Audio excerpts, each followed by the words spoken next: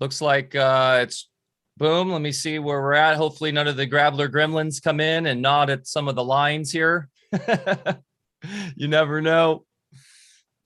We just got reinstated for a temporary time on YouTube. We got another strike the other day, so they'll probably take us off again after this one today.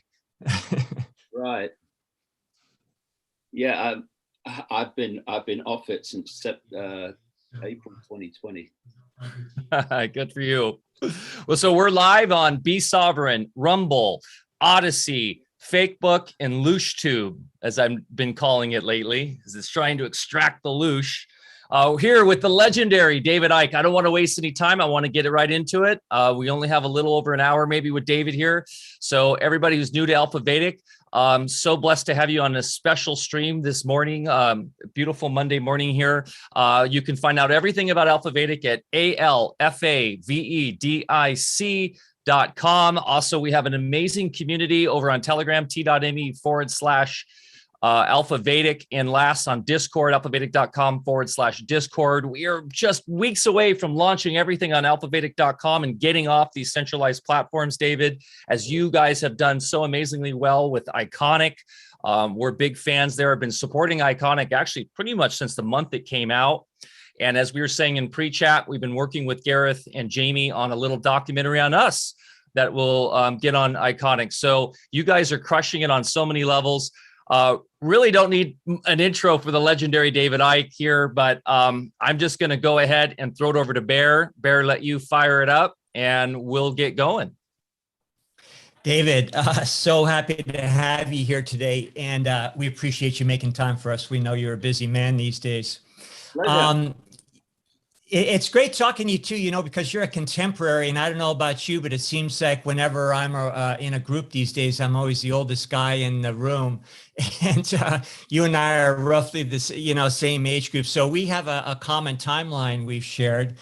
And, our paths have almost crossed a few times. I was part of a group back in the mid-90s. Where you were a feature speaker. It was called Global Prosperity Group, and I was kind of behind the scenes in that. And I remember that, yeah.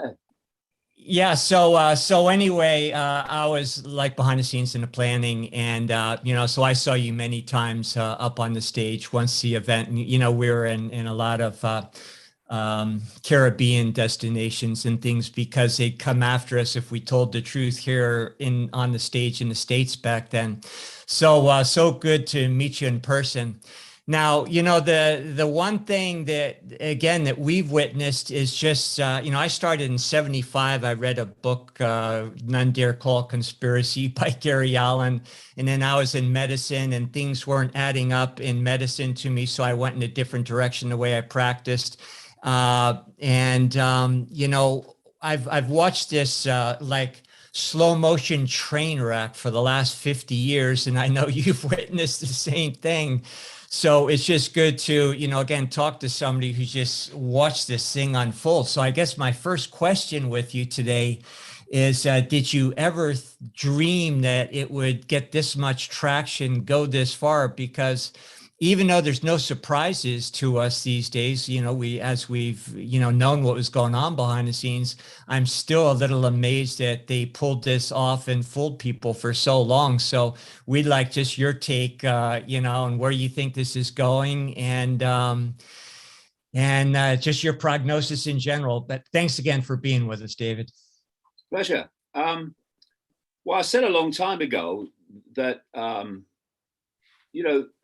the reason to do what I do and what others have done was to alert enough people to what was being orchestrated under the radar for this to be headed off. But, it was obvious, although that would have been nice, that was not going to happen. Because what we're dealing with, and in the end, it's consciousness that from which everything is coming. But in the end, it is psychological. Everything's psychological. We behave as we do because of our perceptions that one creates the other. So the stadium in which this whole global conspiracy is played out is in the perceptual state of the human race. That's where it's happening.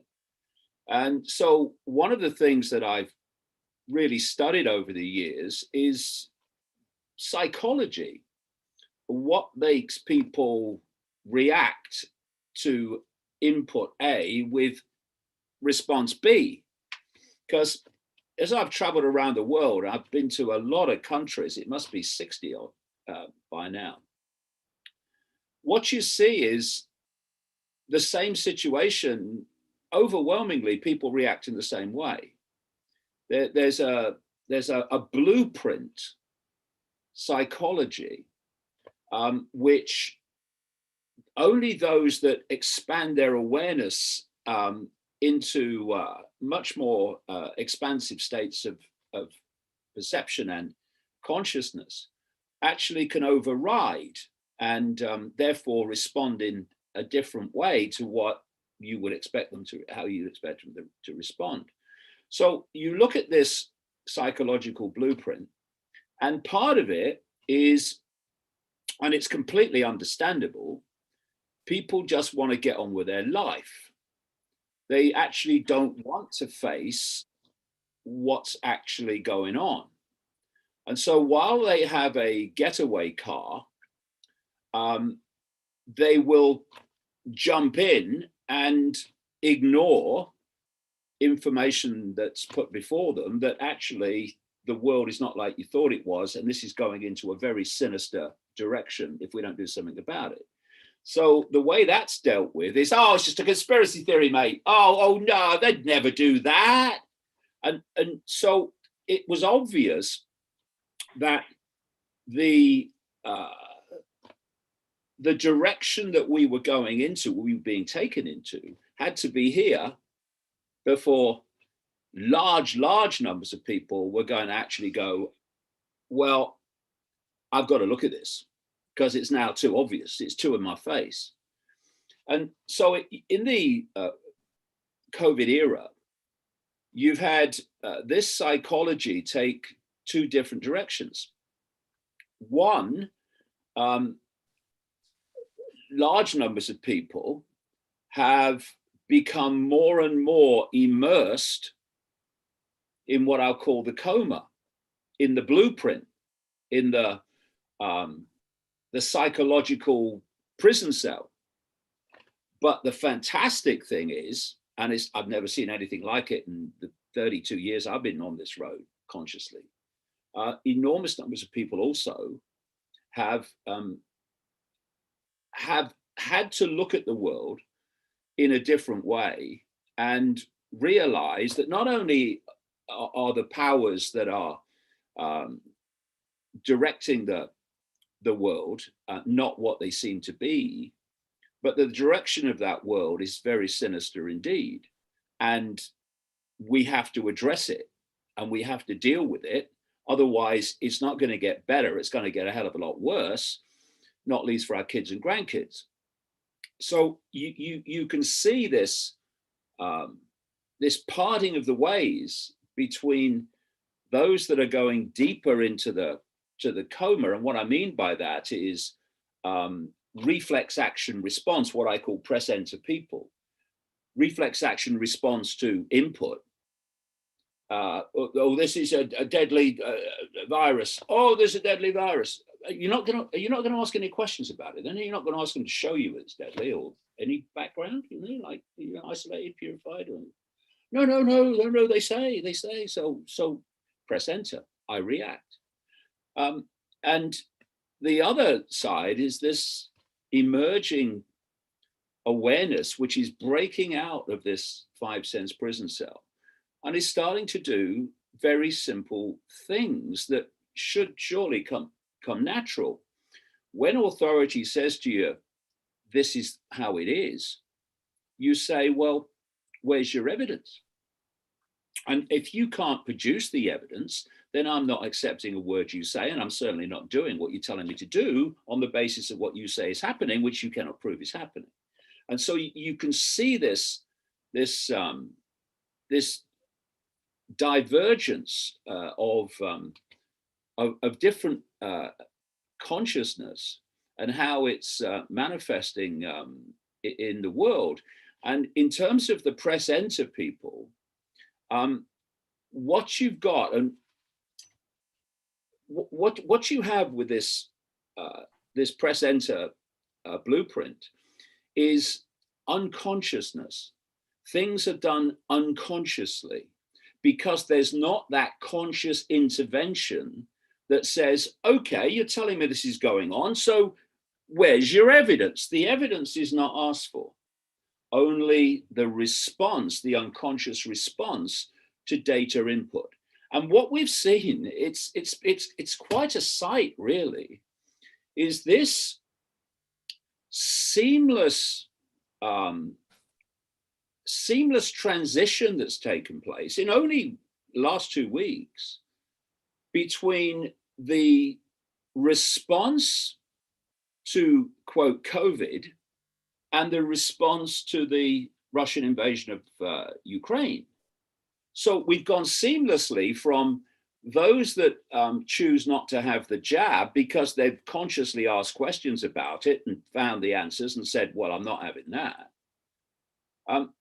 Them being demonized by reflex action to Russians being demonized just for being Russian. And you've gone from being lied to quite blatantly in the last 2 years, and now it's all more and more coming out.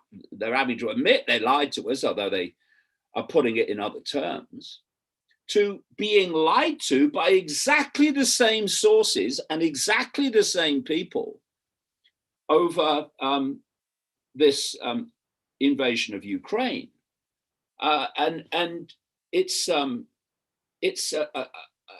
classic example of the press enter mentality that I'm talking about, where in both cases there is no questioning. For instance, with Ukraine, what is happening to Ukraine civilians is absolutely appalling. Of course it is. It should not be happening. But hold on a minute, because like the Nazis said, keep your propaganda simple, very important. Is the Ukrainian government the good guy and against the bad guy? Or is there more to know about the Ukrainian government? Is there more to know about who controls the Ukrainian government? So we can get a better kind of feel for actually what's happening. And, you know, the Ukrainian government is run by oligarchs. Ultimately, it's run by America that oversaw the coup that threw out a guy called Yanukovych, who's now in Russia, in 2014, put in a total crook called Poroshenko, followed by Zelensky. And so it's not black and white. And consciousness that is in its own power looks at these things and asks these questions, and therefore gets a better balance of actually what's happening. Not to say this is good and this is bad, but actually it's not the black and white that you're told it is. Whereas the press enter mentality, everything is black and white. There are no shades of gray. It's either all good or all demonized. There's no middle ground at all. And just Biden's blatant criminality and association with Ukraine. I mean, these oligarchs have made them rich. It's the irony of it. It's in our face, but then, you know, I see a lot of people I grew up with over here in the States, and they're like, oh, we got to get the bad Russians. And they're the same ones that were in for the jab. And they've done this marvelous jobs of psychology of linking these unrelated topics, you know, like within medicine, within geopolitics. And it's like, well, you can't just make up your mind for either one. You've got to accept the entire package. And then like yourself, you've been out, you know, for how many decades telling the truth and you know, vilified for it. But now, you know, historically, you've been vindicated. Everything you've talked about is proven true.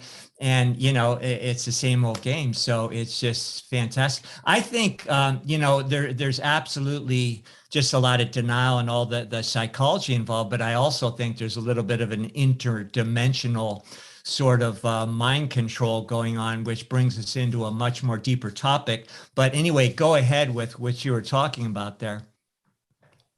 Well, yeah, what I've done over the years is I've always sought out the simple behind the apparently complex, because you can look at the world and it seems ever so complex, and complexity tends to switch people off.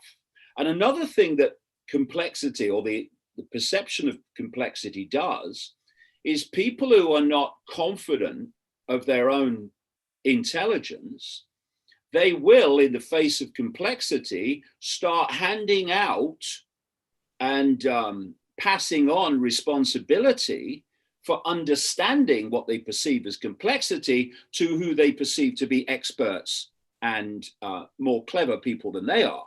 So this is how the population, because of its great swathes of insecurity and lack of confidence in its own intelligence, looks to scientists to tell them about the nature of reality. Well, most scientists, it's an overwhelming majority of scientists in the mainstream have not a clue what reality is. And most people in medicine, oh, doctor, tell me what to do, have not a clue what the body is, never mind how it works. All they know is what the big pharma cartel has told them, the scalpel and the drug. And so if you fall into this everything's complex, then that's one of the pitfalls. You think, well, I can't understand this, so I'll hand over understanding it to other people who don't understand it, but they've got letters after their name or before their name, and as a result, you believe what they say because they're experts, when actually they're not. They're just designated people called experts to spew out the official narrative of everything, as we've seen in the COVID era. So I'm always looking for the simple, because what my experience is, the simple is always behind the complex, because you've got the simple in the way things work, and then you've got the way it plays out. And as it plays out, that's when it seems complex. So let's see where it's coming from. And the whole foundation of human life and human society is control of human perception. That's it. Because if you control human perception, you control human behavior, because behavior comes from perception. We behave as we do because we perceive as we do. People respond to data input over anti-vaxxers or Russians because that's what they're told to believe, to perceive, thus they do, thus they behave in the way they do. Other people, as we've talked about already, who say, well, hold on a minute, there's always more to know. It's like Socrates said, or he's supposed to have said, wisdom is knowing how little we know.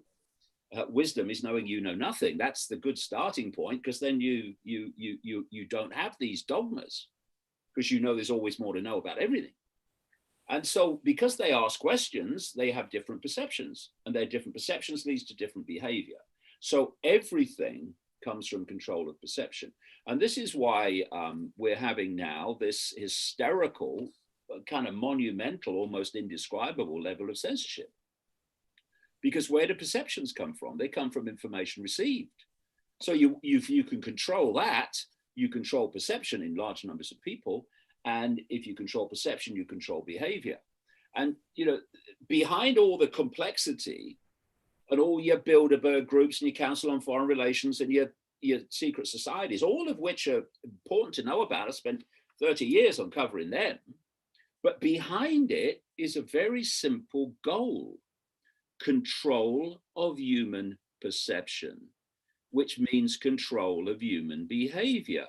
And now we understand why they are seeking to move us in a very short time to a point where artificial intelligence is connected to the human brain. These jabs are part of that.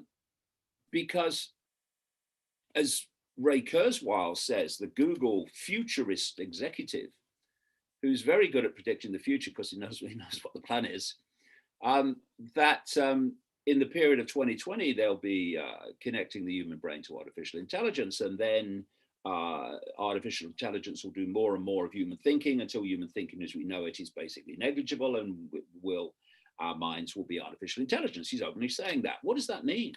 Complete takeover of human perception to dictate human behavior. Up to this point, they've had to control information to manipulate perception to control behavior.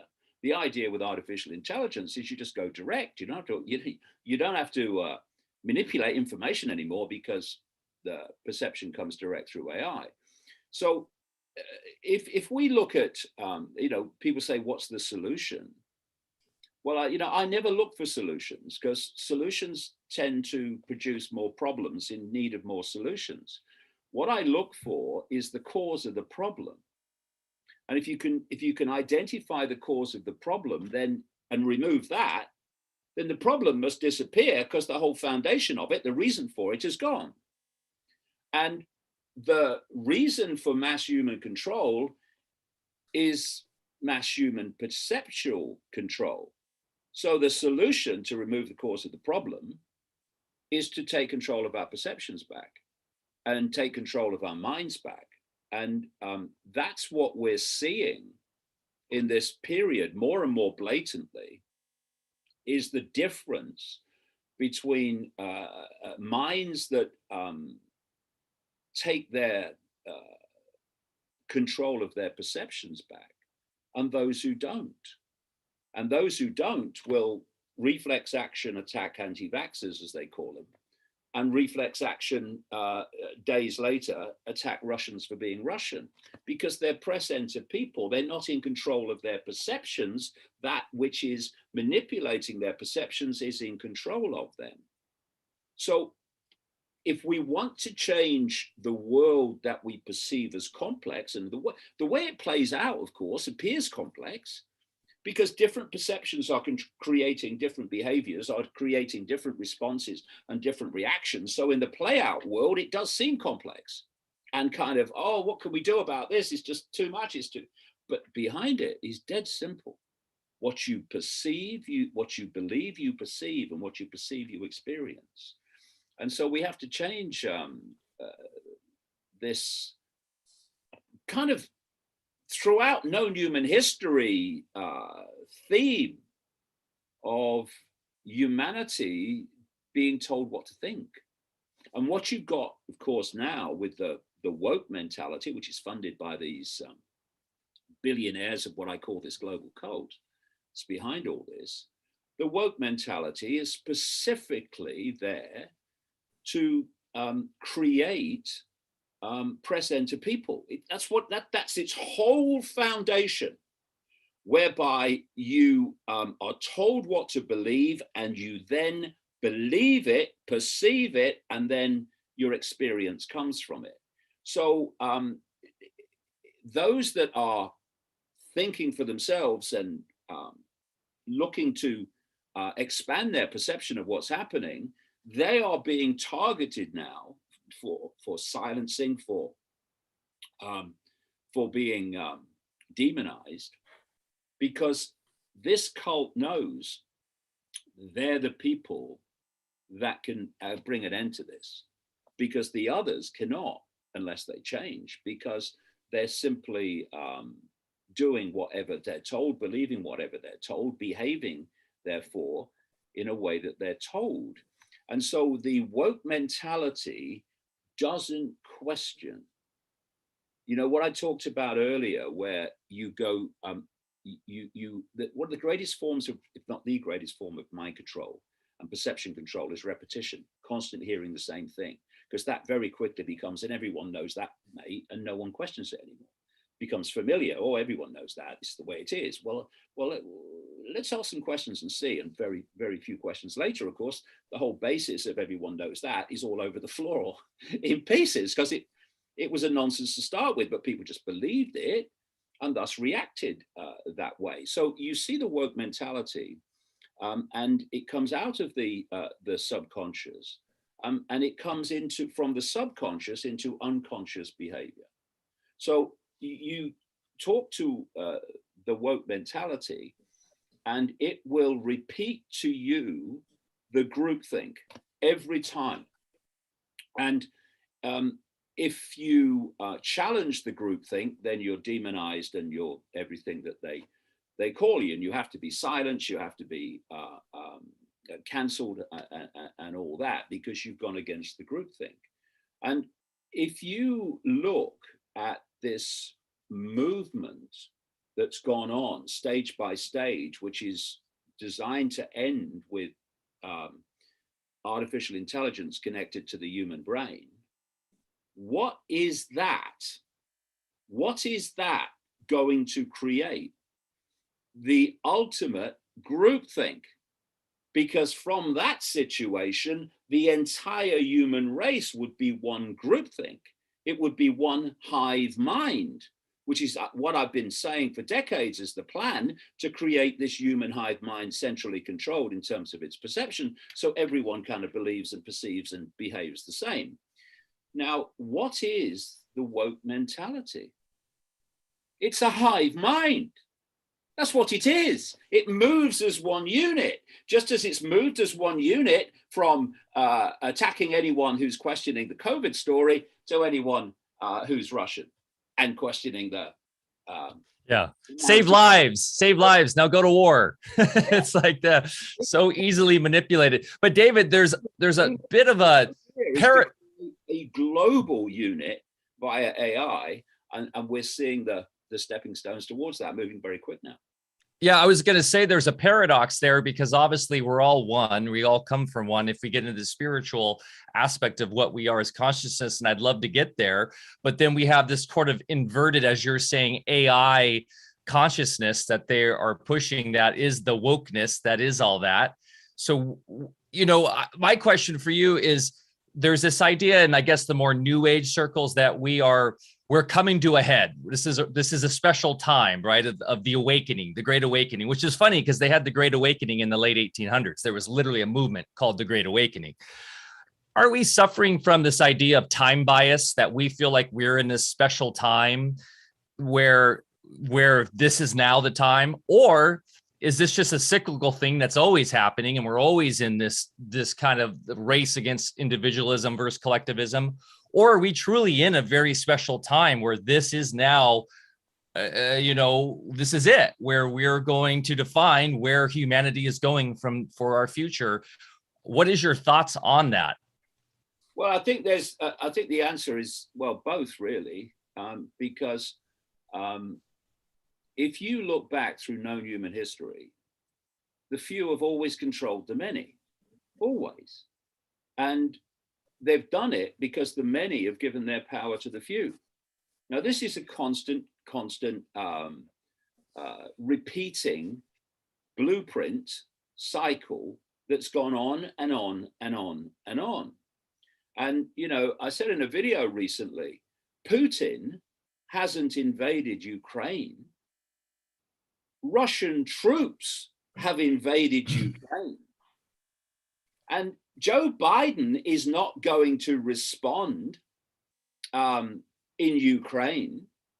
If there's a response, it will be American NATO troops that respond to Russian troops.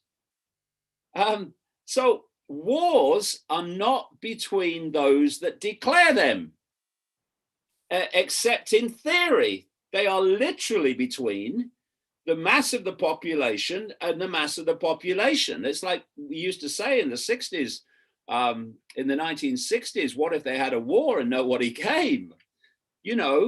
So why has Putin been able to do this in Ukraine? Because the Russian troops did what Putin told them, or actually Putin told their bosses and their leaders and their generals, and eventually the troops go in there because that's what they're told. So wherever you look through history, the few have controlled the many by the many doing what the few tell them. And so that cycle could have been broken at any point that enough people refused to cooperate. What if we had a war and nobody came?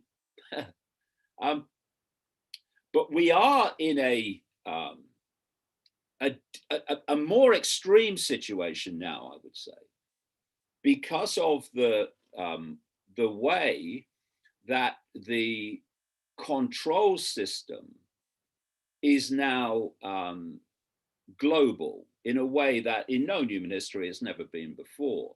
See, what we've been watching as our perception of time anyway has unfolded is this global cult, which is global now, moving more and more, centralizing more and more to the point where it can go global and affect everybody in the same way. Now, we saw this with the COVID. I mean, billions of people locked down in the same way all over the world at the same time. How many people actually instigated that?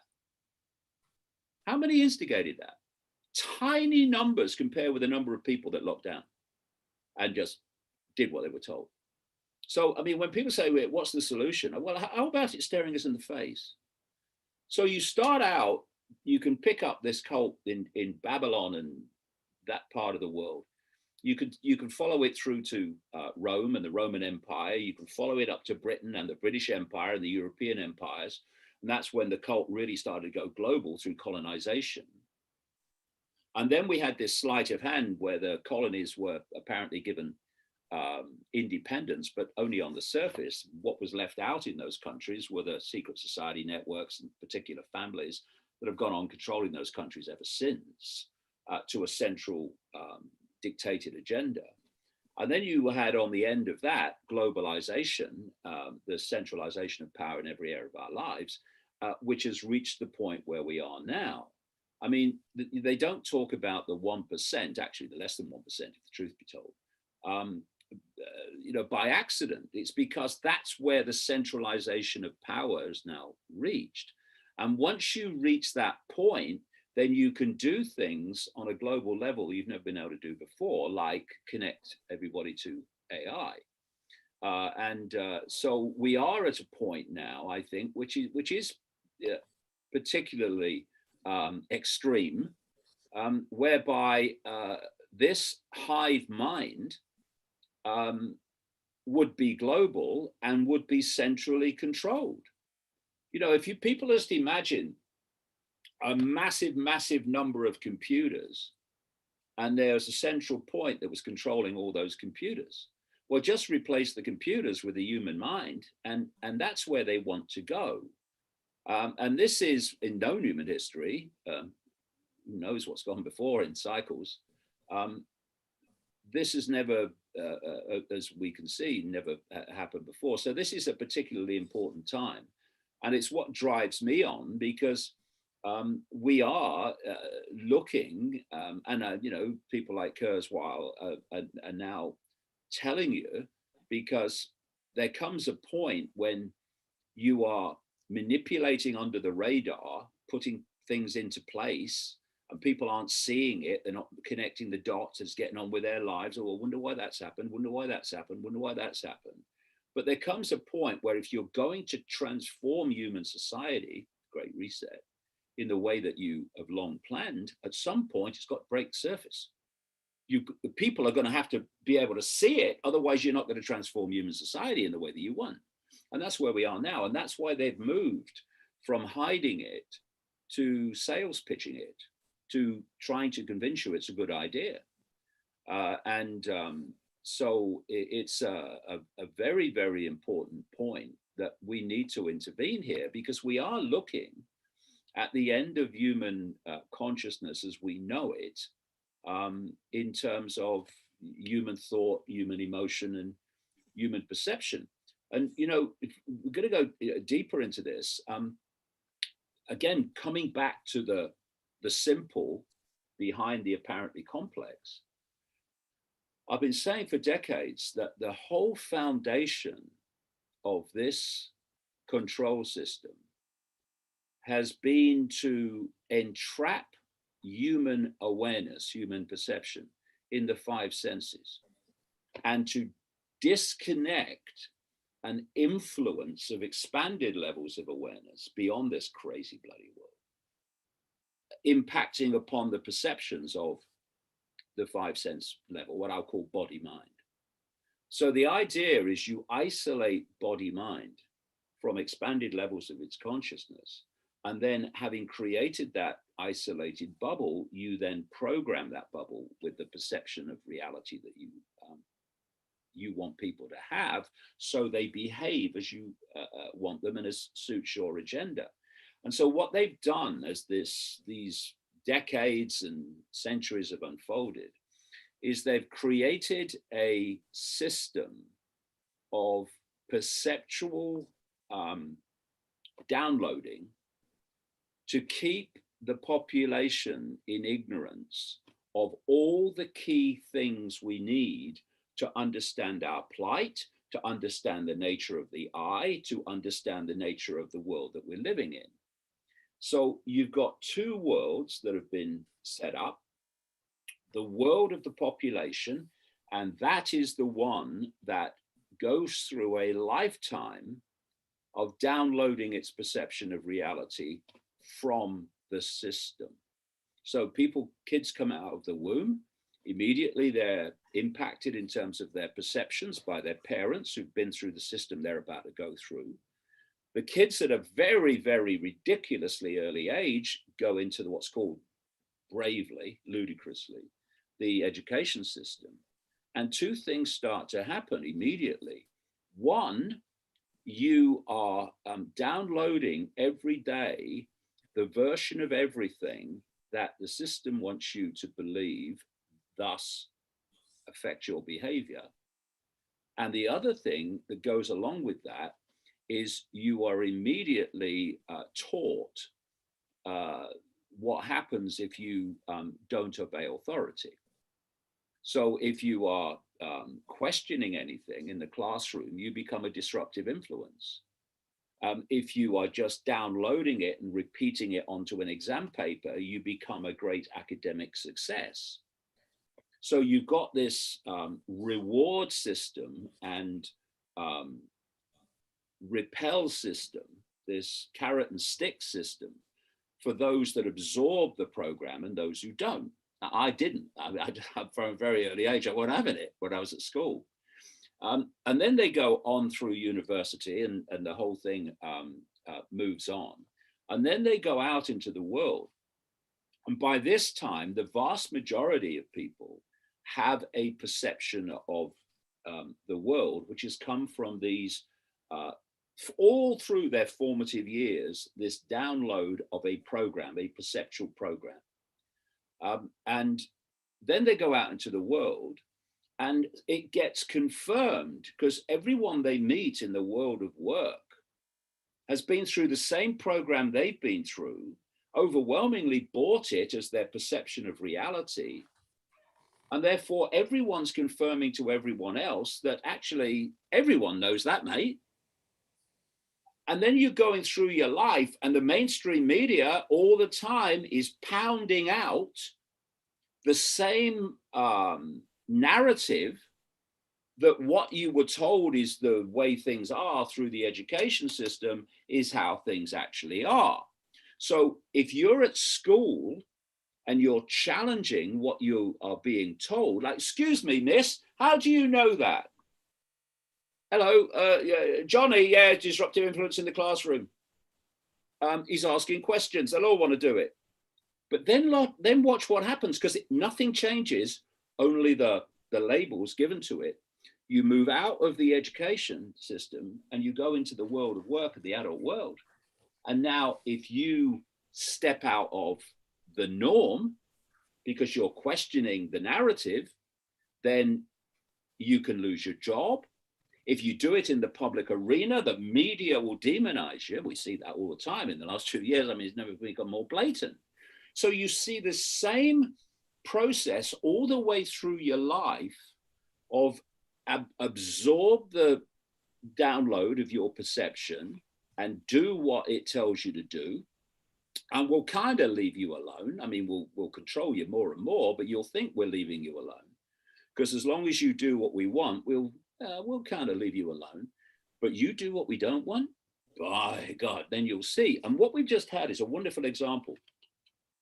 I've just I mean, even I have been shocked to watch it, but I've just been watching a video of Justin Trudeau condemning the destruction of freedom and human rights in Ukraine, right?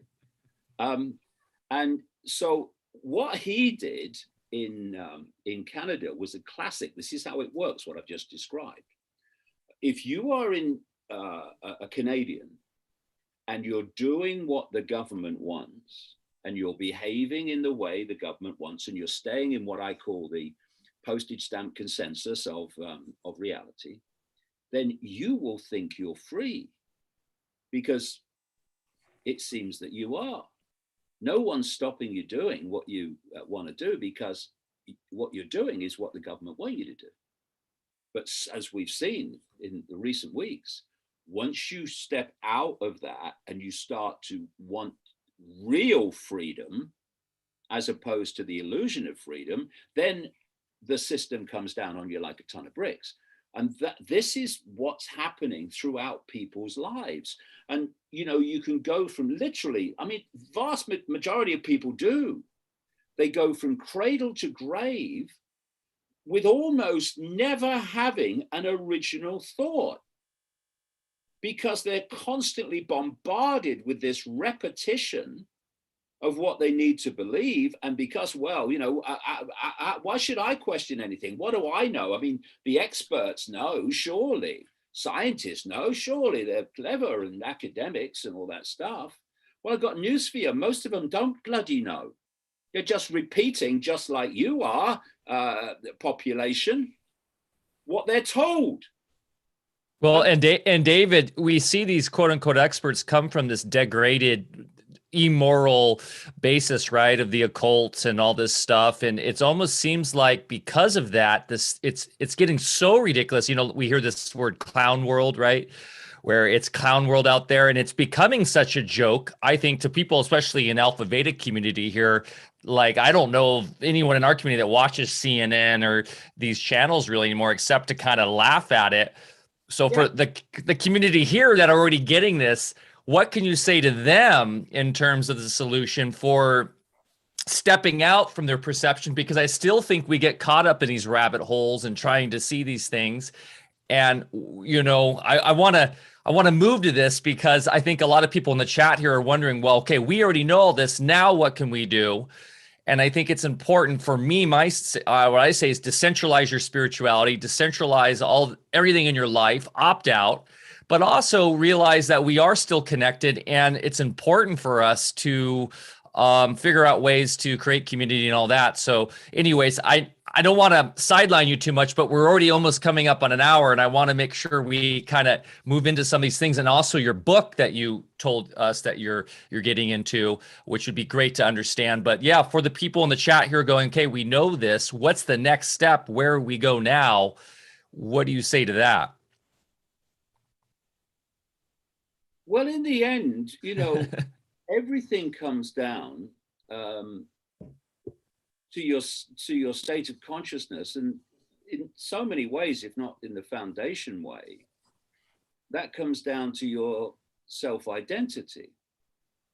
And you know, I hear, you know, lots of people get things, but I still see a lot of people who get certain things who still get pulled in.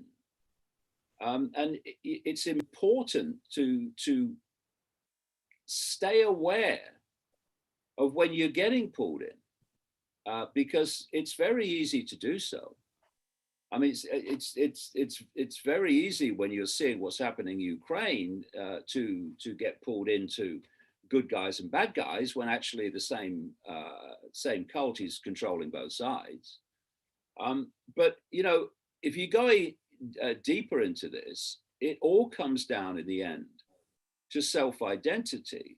And your self-identity, in my view anyway, dictates your level of consciousness, the consciousness that you are connecting with.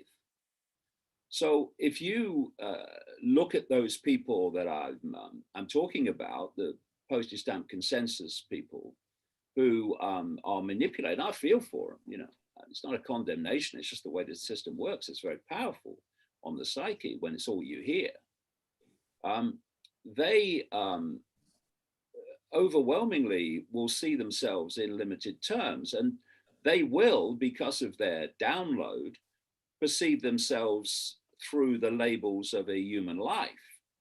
And the whole foundation, like I said, of human control is to get people to perceive everything, including the I, from a five sense perspective. And so if you can get people to self-identify with the labels of a human life, like I am a man, I am a woman, I am, something in between, I am this sexuality, that sexuality, this income bracket, that income bracket, this race, that race, this religion, that religion. Well, when people are perceiving the I through those labels, they are in five sense reality, because they're five sense labels. And they are not who we are. They are experiences that the true I consciousness is having. But the idea for mass control is to persuade people, manipulate people into believing that they are their labels. They are what they are. And so again, if we're talking about removing the cause rather than looking for solutions, the solution to everything that is, or the removing the cause of the problem to that which is about self-identification with a human entity, with a human labels, is not to have that self-identity, but to self-identify with being consciousness. And ultimately, for me anyway, we are points of attention within an infinite state of consciousness. People talk about the soul. Well, that's another level of perception. It's an out-of-body perception, yes, but it's still a perception. What we really are in our infinite sense is a point of attention within an infinite awareness. And that point of attention can tell you, which is the idea of the cult, that you are Ethel working on the checkout and that's all you are. That you're Bill driving a bus and that's all you are. That's the limit of your potential. That's the limit of your I. Or you can perceive yourself with a point of attention that says, I am all that is, has been, and ever can be. And for me, what you self-identify as is what you will connect with. So if you look at those people who self-identify with human labels and the limitations that they are manifestations of, then they will overwhelmingly live limited lives. They will believe that experts know better than they do. And they will follow authority because they think authority knows better than they do. And that's what happens when you self-identify with labels, which are nothing more than brief experiences. So the answer for everybody, I would say, wherever you are, whatever your situation, is a complete transformation of self-identity from the labels of a human life and the brief human experience to self-identifying, not in some conceptual way, not some left brain conceptual way, but in your entire being, that you are a consciousness, a point of attention. And potentially that point of attention can be all consciousness. It's just a case of how much you want to limit your sense of identity. And as people go through that process, obviously they are going to connect with greater and greater swathes of consciousness, higher and higher frequencies of consciousness.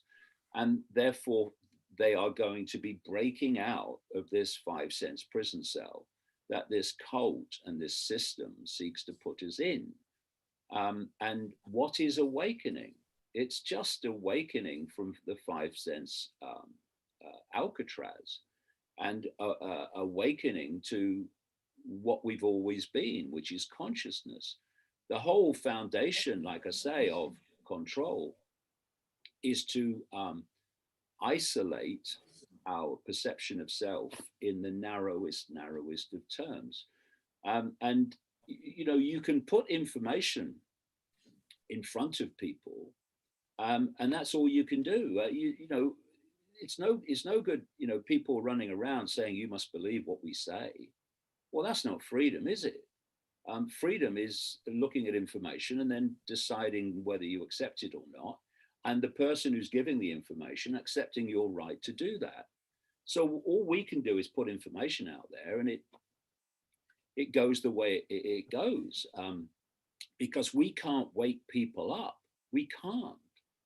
People can wake themselves up. That's how it works, because people have put themselves in these prisons by just conforming to what they're told without question. Only they can break out of them. We've spoke a lot about this on our program, in that people are clearly polarizing now and making up their own minds. And it's really none of our business what somebody else chooses in the first place. But I think the wild card here, and other cultures forever have told us this, that we are experiencing larger universal cycles, not just these cyclic repetitions that the controllers try to put us through. And that is, in fact, bringing about this experience exactly what you're describing, is that some of us are making the decision for whatever reason to go with these larger cycles and experience the fact that there is a much bigger picture. And in that, I think, is a silver lining, in that the controllers and the people that choose that reality are going to perish. I don't, just from a medical perspective, and with what I know there, a lot of people that have agreed to take certain procedures are not going to make it. People that opt for that kind of limitation, I believe, are not going to make it. I think a lot of us might maybe as a culture experience a near-death experience, but I think the way out is there's much bigger forces in action. Of course, we can't just, in a new age fashion, expect something else to save us. But a lot of us are aligning with the universal truth, and I think that is the wild card that they aren't anticipating. Well, I think I've said this before. I think there is an element of this, that what is going on in terms of control and suppression and AI, part of it is a defense mechanism against what you've just described. Because when I first had my head blow off in 1991, I came across a lot of psychics in those days. I mean, if you wanted to meet a professional psychic, you should have just followed me around. I mean, I was bumping into them all the time, even though I wasn't looking for them. And there was a common theme that was coming through them to me at the time. This is 1990. That there was a vibrational change coming that was going to, as I would say now, infuse itself into this field that we're interacting with. And was going to act like a spiritual alarm clock, and it was going to tease people open from this, because as you perceive self in limitation, so you enter vibrational density, limitation density, as opposed to vibrational expansion through expansion of self-identity.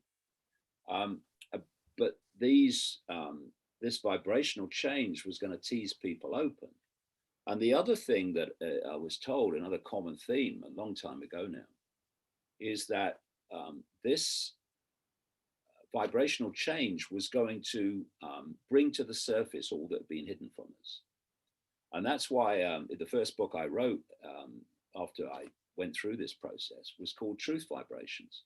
And I call it Truth Vibrations because that's what I call this vibrational change.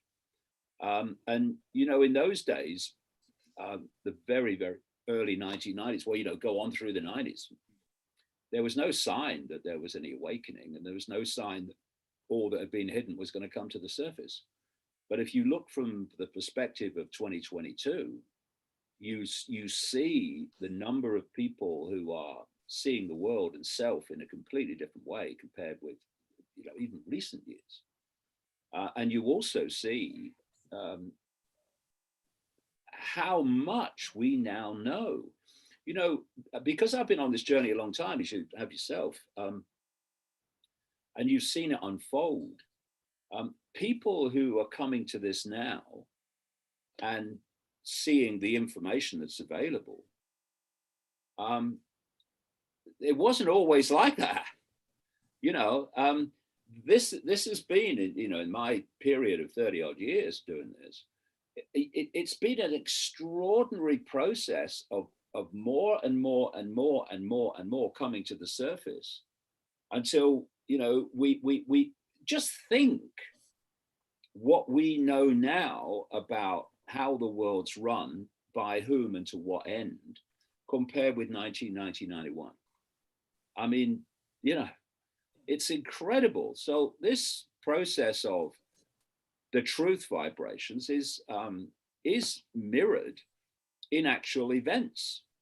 And, you know, we are interacting with this field, this quantum field of possibility, probability all the time, which, by the way, the five senses don't pick up. And that's one of the reasons, one of the key reasons, that if people can be put into five sense reality alone, well, what are the five senses telling us? They're telling us that everything's apart from everything else. Because all you see is form with empty space in between. So to you, everything's apart from everything else. And if you could go deeper, obviously, into the field, visually, you'd see that actually it's an ocean of consciousness that's connecting everything. So we're all one because everything's connected. But if they can hold you in the five senses, all you see is apartness, not unity, not oneness. So this process of control or freedom, in many ways, is what are the dominant frequencies? What is the dominant consciousness in this field? Because, you know, one of the things that I've looked at over the years, because I'm always looking, like I said, for the simple, is what is this consciousness that's driving this, quote, evil?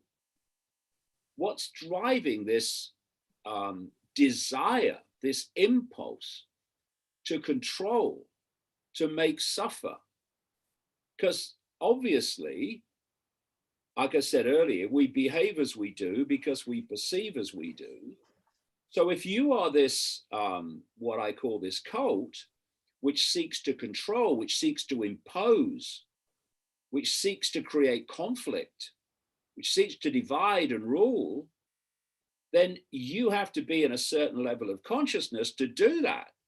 Because other levels of consciousness don't want to do that. It's the last thing they want to do. So what the hell is this consciousness? And what's interesting is, you know, we look at what we think makes us different and what sets us apart. But actually, if you look at it another way, you see the amazing things that we agree on. So you look at religions, you look at ancient cultures, and you can see common themes between them, which, if you just put the labels down, are very compelling. So you have Christianity that talks of the devil and Satan and demons. You have the Gnostic belief system that talks of Yaldabaoth, that's their version of the devil, and the archons, the rulers in Greek, which are the Christian demons.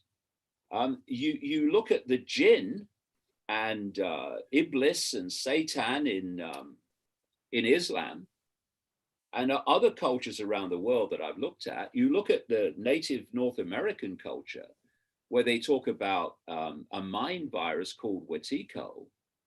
And when you look at behind the names, you find they're describing the same thing, which is a state of inverted, chaotic, loveless consciousness that is seeking to impose itself upon human society and seeking to feed off the energies that we are generating through what? Our perceptions, our emotions, our mental states in the form of vibrations. Now, if you are in this inverted, chaotic, I'll call it Wetiko state of consciousness, which is driving your Putins and your Bidens and your Johnsons and your Trudeaus and your Morrisons and your Macrons. This is the common theme, this consciousness, which has been staring us in the face, called different names by different religions and different cultures,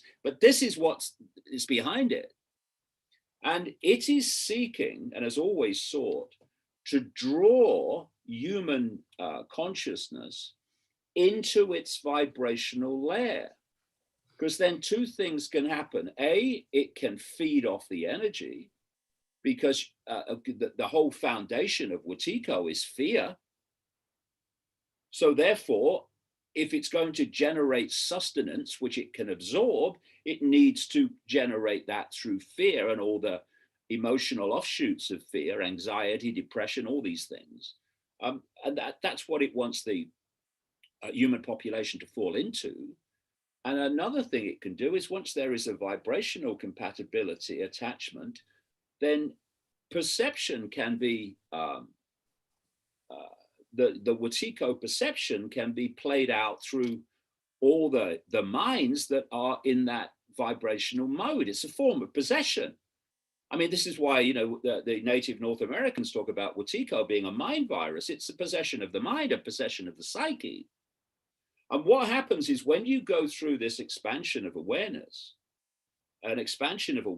you're moving into higher, more expanded states of vibration, which are not affected by Wetiko, which means that you start to free think and see things in a totally different way to that which is attached to Wetiko.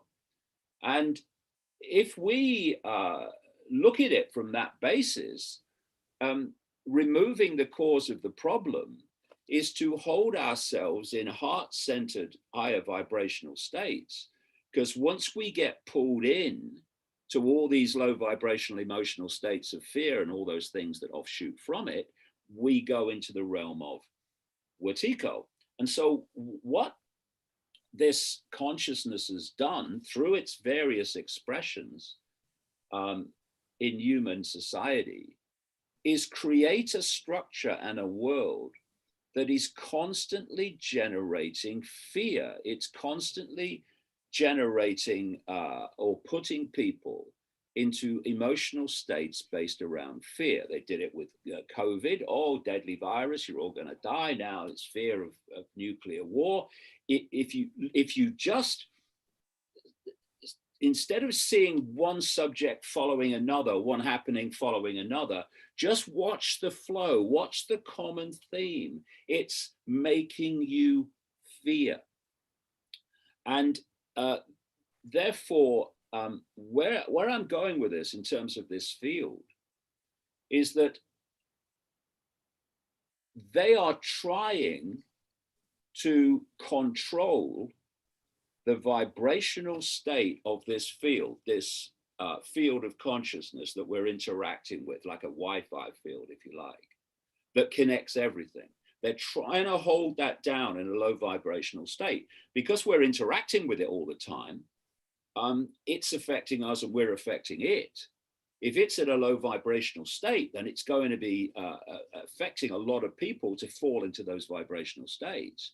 So this whole thing about opening your heart and redefining your self-identity, which takes you not only into higher levels of awareness and perception and vibration, it makes you a generator of them.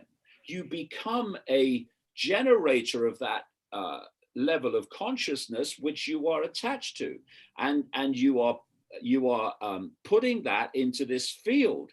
And every time someone else goes into that mode, the field is being affected vibrationally. And what these truth vibrations are, I would suggest, is an infusion of high vibrational energy, consciousness, love, whatever you want to call it, into this field as well. And the transformation of human society, which is the play out of perception, which comes from this field ultimately. The transformation of human society from a place of control and dictatorship to one of love and freedom comes as a result of clearing this field out of the low vibrational state that that has taken it over. And you talk about, or people talk about vampires and garlic to a vampire and all this stuff. Well, high vibrational energy, consciousness, awareness, love is the garlic to Wetiko. It cannot exist in a high vibrational state. And that's where this transformation of human society is going to happen. It's going to happen from the heart, because that's the connection to that level of consciousness that's going to change the field. And so you are seeing more and more people awakening. I mean, I've been on so many of these London marches and London rallies. There's another one coming up in a couple of weeks. And the energy of them, like people were talking about with the truckers protest in Ottawa, and I hear it all over the world with these freedom rallies, but Wellington, New Zealand, everywhere. The energy is something different. It's not the energy of protest. It's something greater. And they are expressions of this vibrational change that's happening. And, like I say, I think in many ways, this hysterical, almost panic-stricken imposition of control is in part, at least in part, a response, a defense response to what's actually happening. Because if this goes on and this expansion of awareness continues, then the world of Wetiko will be unable to continue to exist. What exposes their vulnerability, which is all along they've been dependent, the predators have been dependent on us for their sustenance. And when you realize that, wow, we've been their power source all along, it really takes the wind out of their sails and their ability or our ability to take them serious in the first place. Yeah, this is one of the things I've tried to get across over the years. Please, no one see these people as omnipotent. They're actually rather pathetic. I define evil as the absence of love. I think if you take love out of the place, then then what we call evil in terms of behavior can follow. So they are a consciousness without love. What must that be like? And it's not that they're all powerful. Evil is never as powerful as love because it's disconnected from the power that is ultimately everything. It's why they have to set up these energetic connections to the low vibrational state and emotional and mental states of humans as a power source, because they can't connect with the greater power source because they're in such a distorted, inverted state of consciousness. And by the way, because it's so inverted, that's why the world is inverted. The world that they have created, that consciousness has created, is completely inverted. Everything's on its head. Everything. If you want to know the truth, then look at what you're told is the truth and invert it, and you'll be much closer to what the truth really is. So we've gone through 2 years of fascism being told it's to protect our health when it's actually destroyed the health of enormous, phenomenal numbers of people. And so everything's inverted. You look at the symbols of Satanism, which is an expression of Wetiko, and they're inverted. They're inverted pentagram, inverted cross. Everything's inverted, and everything's upside down. This is why we don't have an education system. We have a programming system. It's all inverted. And if we go on literally falling into these low vibrational states, then we're feeding Wetiko. But it needs us. We don't need it. And it is not all powerful. This is how it's created its apparent omnipotence. And we go back to what I talked about earlier. They have set up a system of different expressions of this Wetiko in human form and other non-human forms. Have set up a network, which I call the global cult. And the inner core of this cult is there to pass on through the initiations of the real insiders, not Bill and Joe down the lodge, where the world's being taken, but even more fundamentally, the nature of reality and the nature of the I, and the nature of the way we interact with the world, with our perceptions, which creates our experience and our behavior. So they are passing that on, that understanding of how reality works, especially at this level anyway, through this secret society network.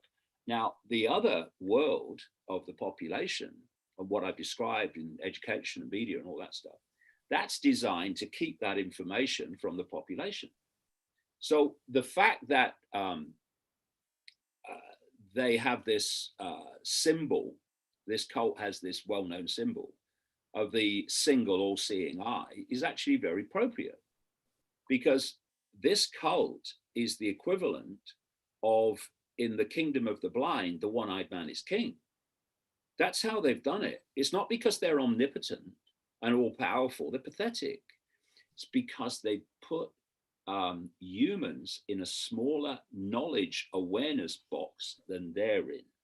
So they're the one-eyed man, and humans, they do everything they can to make blind.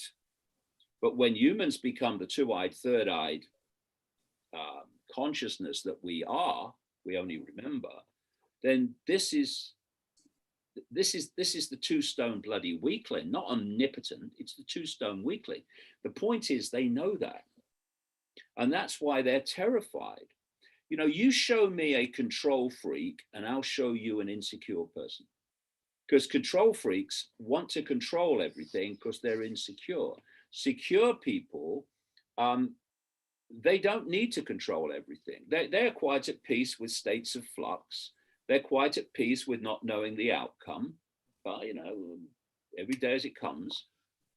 But insecure people and control freaks, they're terrified of not being certain of the outcome. They can't stand states of flux.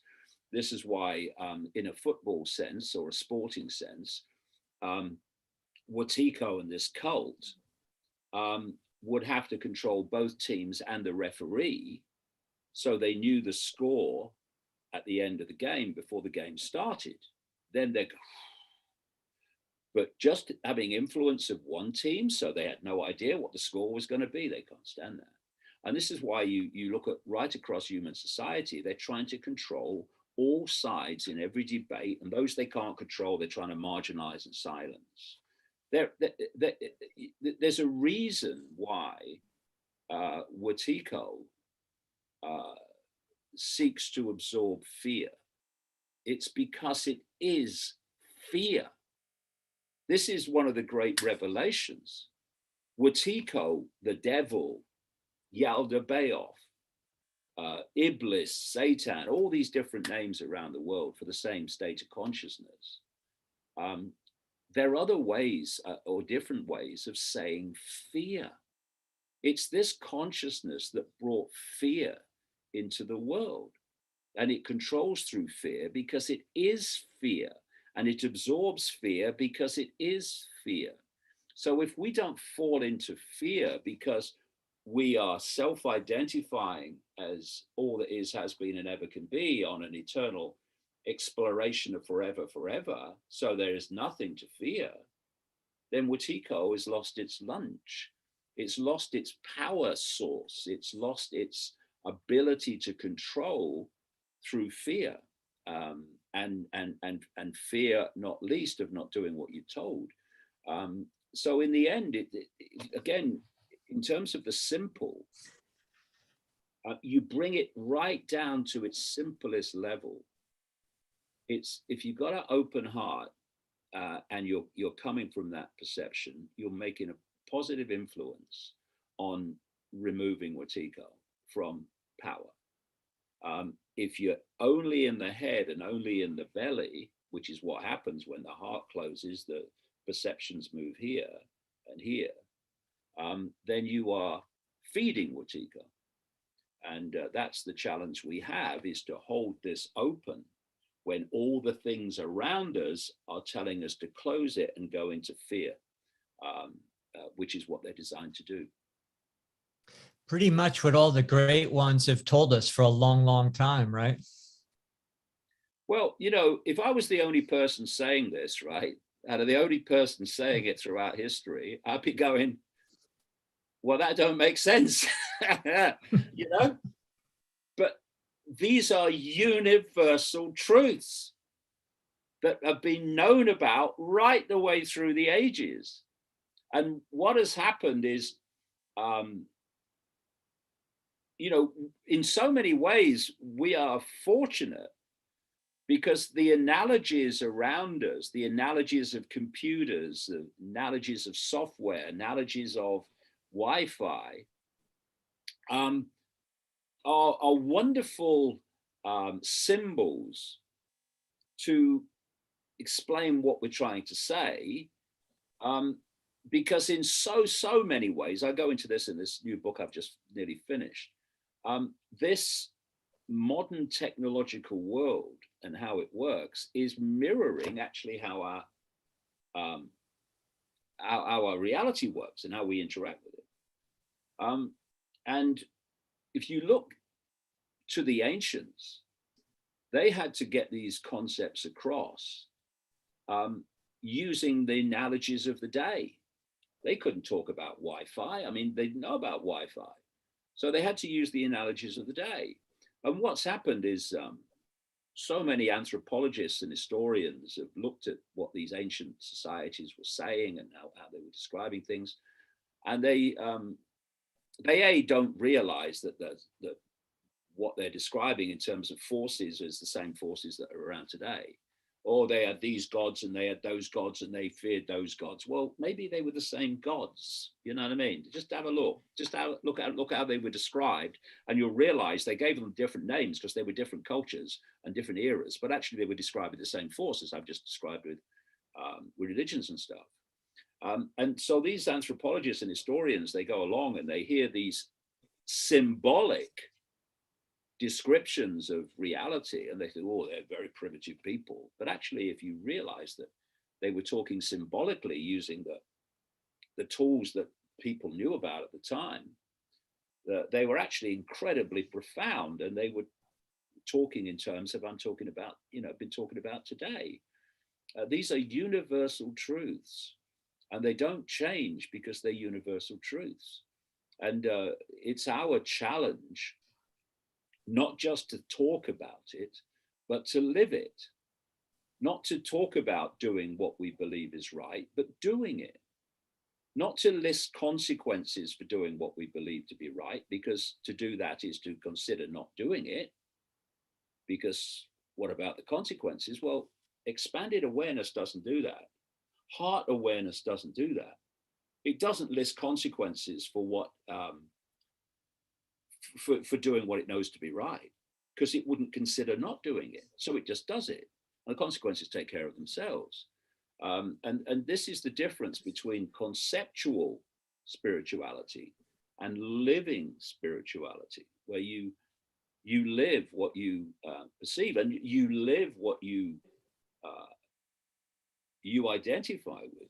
You live your life as if you are all that is, has been, and ever can be, and not Bill and Ethel down the call center, which is just an experience for the consciousness that people are manipulated from cradle to grave to forget that they are. What escapes most in this so-called age of technology and AI is that the technology of the natural realm, which includes us, is the most advanced technology possible. So, we are the creator of it in the first place. So it's pretty hard to be controlled by your own creation unless there's some pretty good mind control involved. Well, that's an interesting point, because what we call technology is a means that this Wetiko state of consciousness uses to overcome its limitations. Consciousness in its true power creates by thought, it creates by manifestation, creates directly by its impact on the energetic field. But if you can't do that, then somehow you have to compensate for that lack of direct creativity. And so you go down the road of technology. We don't actually need technology except in this oppressed realm, which has been systematically put into a low vibrational state, where technology is necessary to overcome the limitations of consciousness. In higher dimensions of awareness, they don't have technology. That it's just direct manifestation and creation. Another area of this, which I've written about at length, I go into it in this book deeper than I ever have, is that this reality that we're experiencing is actually a simulation of again, technologically generated. Because this whole Wetiko consciousness, it's obsessed with technology because it's compensation. It's a way of compensating for its lack of creativity. If you look at the writings, I've got them here, 2 big books of translations. You look at the writings that were found in Nag Hammadi in Egypt, about 75 miles north of Luxor in 1945, in an earthen jar. There are writings of the Gnostic people, the Gnostic belief system, that were apparently put in that jar. It's estimated around 400 AD, but the knowledge goes further back, obviously. They describe about a fifth of these writings is about these archons, which Christians call demons. And one of the points that's made about them is they have no creativity. It talks about Yaldabaoth, which is the Gnostic version of the devil, Satan, that has no creativity. It does not have the ability to create in the sense of that I'm talking about. It's direct manifestation. So it has to do it in another way. And if you transfer that lack of creativity by not being able to tap into the creative force because of its vibrational psychological state, and then you apply that in the world that we live in. Look at banking. Banking was created by this cult, which is Wetiko Manifest. That's what the cult is. That's why they act as they do in unison. What is banking? It's a parasitical operation. And again, the Gnostics, as other cultures, talk about this, what I call Wetiko, as a parasite consciousness. And look at banking. It's a parasite. It creates money that doesn't exist, called credit, and charges you interest for giving it you. And if you can't pay it back because of the way they've manipulated often the economic system anyway to make it sure you can't pay it back, then they get your wealth, they get your land, they get your resources, they get your business, etc., they get your possessions in exchange for credit that has never, does not, will never exist. So you have creativity, you have ideas, you have the ability to create. So the way the system's been set up, if you want to express that creativity and expand that creativity and your ability to do it, what do? Well, I need money, mate. I need money to do it. Okay, so where are you going to get your money from? Well, I'm going to have to go to a bank. And in that way, the entire banking system, which is just a parasitic system, is feeding off the creativity of the entire population through the banking system. This is Wetiko, lack of creativity, feeding off the creativity of human awareness. You look at Silicon Valley, the creative force of Facebook and what they call it now, Meta, comes from Mark Zuckerberg. And the creativity of YouTube comes from Susan Wojcicki. These other front men, just front men for the cult, that really control these organizations. No, it's other people in the organization that provide the creativity, the ideas, the insight. And again, they're feeding off human creativity. Do the people that in the lower ranks that come up with the ideas and drive the creativity, do they make the same money as Mark Zuckerberg and Brin Page at Google or Wojcicki at YouTube? No, because again, it's a parasitical structure. And everywhere you've got this lack of creativity feeding off the creativity of the population. It's just an expression of Wetiko in the human world. That's the most deeply seated engram in affecting humanity right now, is that we need these tokens in order to create. That's why Mike and people like him are involved right now with creating parallel systems that are value-based and based on human exchange rather than, you know, what you're describing. So yeah, I think that's the biggest thing to overcome right now, is that banking system. Well, you know, the thing is, you know, over this last 32 years, this information has not come to me via technology. It's come to me via synchronicity. It doesn't require technology. It's the interaction of consciousness. The real creativity doesn't come from technology. That's the confirmation that you don't have the creativity. Creativity comes from the way life interacts with life, the way consciousness interacts with consciousness. And it's a living resonance. It's connecting all of us right now. You know, as kindred spirits are finding each other, and that's non-technological and it can't be stopped. We're finding each other. The thing is that, you know, the reality, parking people in the five senses has so many benefits. In fact, it's fundamental. Without it, they couldn't do the human control. But parking people in the five senses parks people in another cul-de-sac, which is the world is solid. So if you think the world is solid and physical as we perceive it, as we experience it, then what does that mean? It means everything's limited. Oh, you can't do that. Not in a solid world. You can't do that. And a solid world, you can only do that with solid technology. Right? The two go together. And when you realize that actually the world is in a holographic state, not a physical state, and that the whole thing is based on energy information and the interaction of energy information, suddenly the limitation disappears. Because, you know, you look at a situation and you think it's a physical situation. You perceive it as physical because you've experienced this as physical. But actually, it's the manifestation of thought and manifestation of consciousness that has created that situation.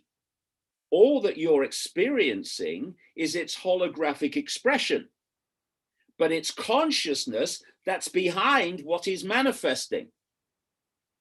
Not technology, consciousness. And, you know, this is a really vital point. Because if we go down the road of perceiving the world as solid and physical, then it seems that everything to be changed necessarily must take a long, quote, time. another illusion of the simulation. When actually, if you change your perception, you change your experience, and you change the world. It's all happening on the level of consciousness.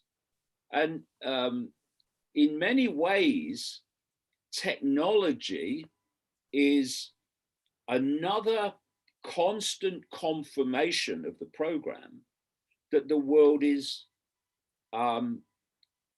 physical, the world is solid, the world is as you think you experience it.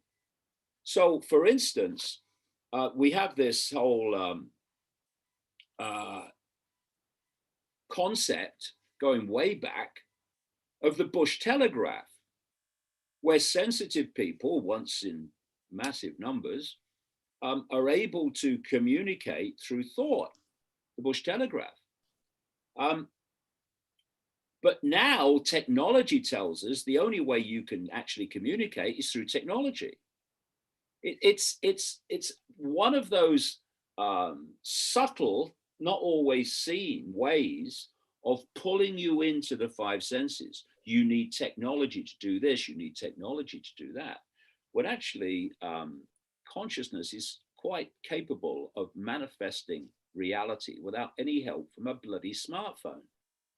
And again, this is the level that we need to go to cleanse ourselves of these constant machine gun perceptual triggers to hold us in the perceptual prison cell. So I don't have a smartphone.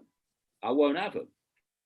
And I, you know, if people want to talk to me, well, they'll talk to me on a landline. I've got a landline phone behind me, right? And it went off the other day during an interview, and I turned around and took the handle off. And he said, basically, what's that? You got a phone? Yeah, I've got a landline. And if people want to call me, they call me on it, and I talk to them. I don't need to talk to them when I'm walking down the bloody street. I talk to them at another time. But so technology is part of the prison, and it's drawing us in. So, okay, number one, we want to get inside the body. Okay, so what do we do? Okay, how about we'll get them addicted to things they hold. Okay, yeah, ooh, right. And then what we'll do is then we'll go on the body, with things on the body, you know, little things, and then we go in the body. It's a here, kitty, stepping stone through to AI controlled humans. So I could see this coming when it started, and I thought, well, I'm not even going to step one. I'm not having a smartphone. I won't have one. So I guess the final question is, how long does this have to play out? Do you see an end in sight? Well, you know, it takes a long time for the cracks to appear in the dam. It can take a very, very long time. The dam can be there for decades and decades and decades. But the time between the cracks appearing and the dam coming down can be very, very short. And there's no doubt there is cracks in the dam now. And that the cracks in the dam are called awareness. When I look at how many people in the world in 1990, 91 were aware of what they're aware of now, it would have been tiny. But so many more are aware now. So many more, phenomenal. I mean, you know, because you've been doing this for a long time, how phenomenal the numbers are now compared with what they were. And so the more, it's like, it's the equivalent of the subliminal and the conscious. You know, a subliminal insert in an advertisement speaks to your subconscious, but only while you can't consciously see it.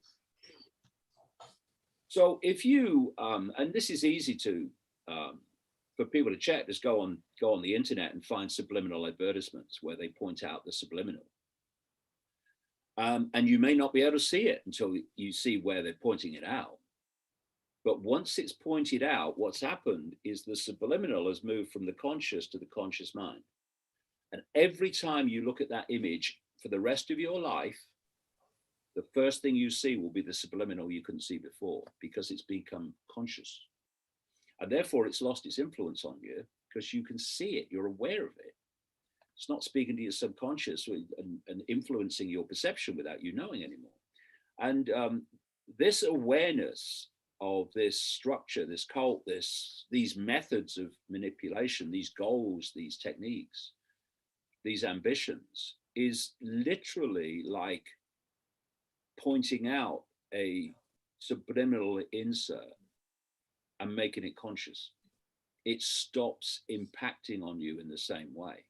So more and more people, by their awareness of what's happening, are ceasing to be influenced by what's happening. And everyone that does that is removing the power of the cult, removing the power of the T-cult from their influence, from being influenced by it.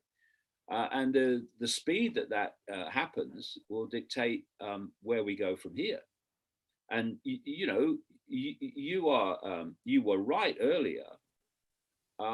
It's important that we stay a bit detached as well, because some people are not going to wake up, not in this lifetime.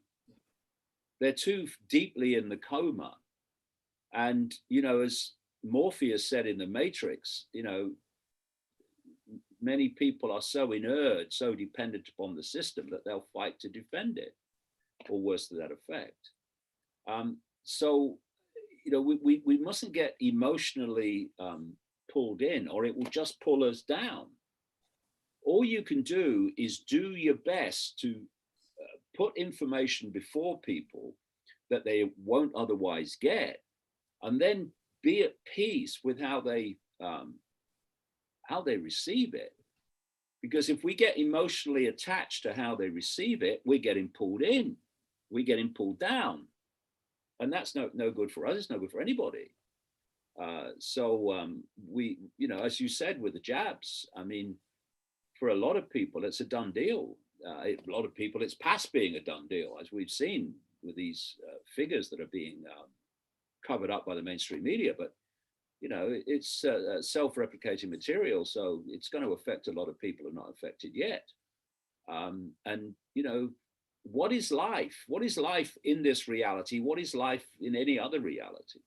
It's choice and consequence. You make a choice, you take the consequence. You don't like the consequence, you make a different choice, you get a different consequence. That's what life's about. But the good news is that that's what it's about eternally. You know, this is just a you leave the body. Well, we're all going to leave the body eventually. We're consciousness. We're eternal, and if we can come from that direction, from that sense of being, that sense of the I, then so many things that affect us and draw us down when we perceive the world through the five senses alone don't pull us down anymore, because we're above it. We can see that this is just a tiny brief experience in the infinity of forever. Exactly. So, Michael, any pressing questions from the audience out there? Well, I mean, we've had a very lively chat, and I will say one of my favorite things I've been saying right now, David, is, and this has been a very empowering thing to see, is decentralize everything, decentralize spirituality, decentralize your connection with how you get your food, all of that. It's a very empowering idea. And while we have a lively chat going on with all different perspectives of what spirit is, Jesus is, all this stuff as you get, it's great because it's decentralized. It's all these different creative people thinking of in terms of for what is good for their life. There's no herd thought in this chat right now. And while people might be getting heated on some of these topics, it's great because they're coming from a decentralized perspective. And I think that's been one of the most empowering things in the last few years, is people are really waking up and thinking for themselves and searching for truth. And I think that's really exciting to see. And I'm sure you've been seeing that, David, as you mentioned, from 1990 to now. Wow, the amazing awakening that's happening with that. And that to me is one of the most exciting things I've seen in the last just even few years. Yeah, and what you've just described there is again the difference between increasingly two very clear and obvious states of consciousness. Because one state of consciousness is desperate to be part of the group, and the other, which you've just described, wants to express its uniqueness. Because, you know, people talk about we're all one. Yeah, we are. But we're a unique expression of infinity. Expressing your uniqueness is a celebration of oneness. You know, we're not all the same blob.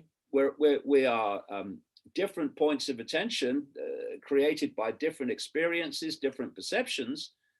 And to celebrate your uniqueness and to express your uniqueness is to celebrate oneness.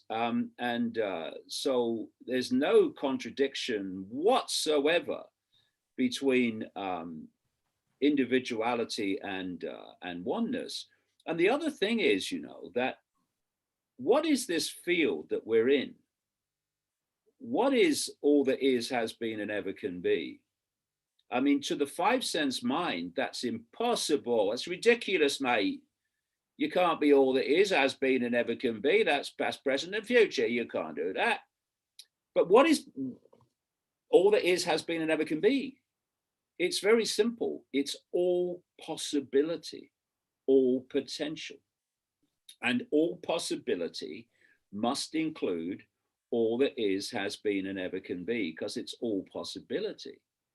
Therefore, expressing your uniqueness is an expression of all the different possibilities that there are. And so look at the way the cult works, and again, invert it. It wants to suppress individuality. It wants to suppress all possibility and tell you there's only this possibility, and will shut you up if you say there's another one. And it's again, everything this cult does and everything that you see around you in human society that's been touched by this cult is an inversion of infinite reality. And so to say, I mean, this is why I said earlier about the Socrates quote, wisdom is to know you know nothing. Because all possibility is there. And to focus attention and say this is the only possibility, this is the only way things can be, is a denial of the reality and the nature of who we are. So again, you can use different symbols to express your point of view. And you can argue over the symbols. Oh, we believe in Satan. We don't believe in that Yoda Bayoff. We don't believe in that Watiko. That's them Native Americans. No, we believe in the Satan. We do. So just take a step back and look at how they're described. Actually, you're saying the same thing. And we do so often tend to get divided and thus ruled, and into arguments and conflicts that are completely bloody irrelevant. You know, do you believe that we should love each other? Well, yeah. So what's it matter what bloody symbols you use or what analogies you use? Because I agree, we need to love each other. And like I said earlier, bring it back to basics, because these symbols and names and stuff, they all get in the bloody way. I mean, we can use them, you know, to describe things, yeah, but don't get welded to them. Don't get ball and chained to them. They're just word and ways of describing something. Basically, we need to love each other. We need to love each other. And that's it. And if we're agreed on that, who the hell cares what you bloody worship or not in terms of the name? Because that's all we need to do. And then everything will change. Exactly. That's the ultimate simplicity.